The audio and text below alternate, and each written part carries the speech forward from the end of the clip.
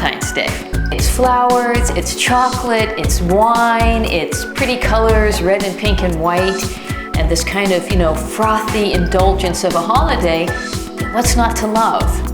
I'm always a little surprised or taken aback by people that attach such a negativity to Valentine's Day, since they don't have this magical prince or princess that's going to make their whole world wonderful. Experiencing annoyance at the commercial push to celebrate Valentine's Day, its focus being on love and relationships. Maybe it falls at a moment in your life when you don't have anything exciting on this front, and it makes you feel more alone than you actually are. I think Valentine's Day is just a great opportunity to show affection and love to your family, your friends, and to yourself. It's like a win-win-win. It's easy to ignore Valentine's Day if you don't like chocolates. I don't like chocolates, but I like champagne and roses and men and lace underwear with rhinestones and crystals. Not necessarily in that order.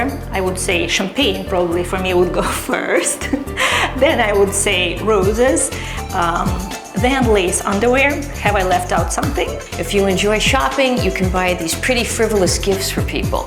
If you like doing crafts, you can make your own Valentines, which I love doing when I have the time, which means it hardly ever happens.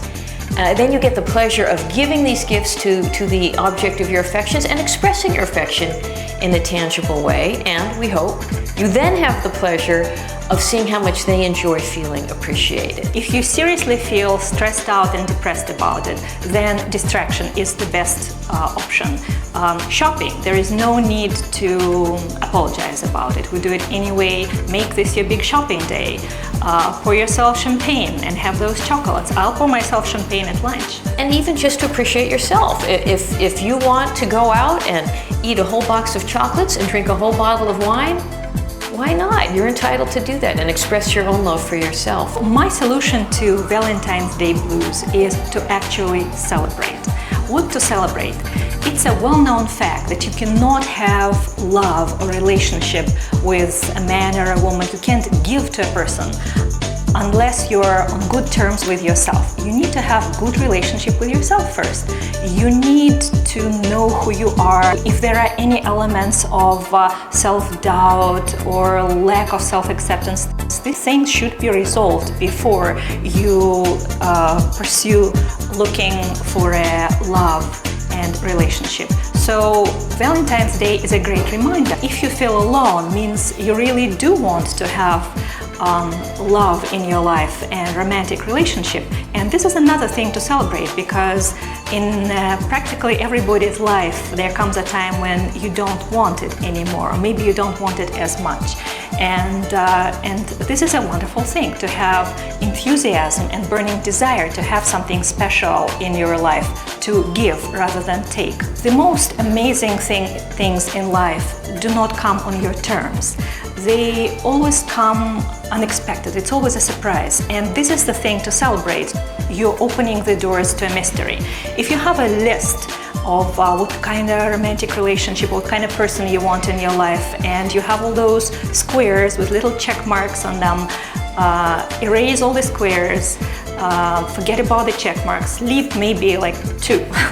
And I bet the eye color won't be one of those, right? Because if you fully envisioned it and it looks and feels just exactly like what you wanted and what you imagined to be, guess what? It means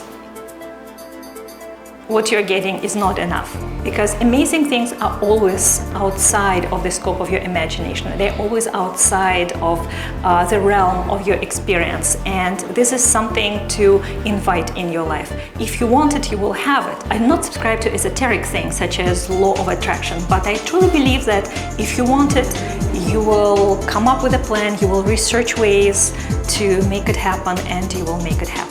Valentine's Day to me is a really, really wonderful opportunity to try to engage in this life is cake philosophy, because it's an undemanding holiday. You can take it or you can leave it. It doesn't have the societal and familial expectations that other holidays in the calendar might have. So if you choose to ignore it and let it go by, that's fine. There's no problem with that. But Valentine's Day can be this kind of fun, frivolous, indulgent slice of cake sitting there waiting for you to enjoy if you choose.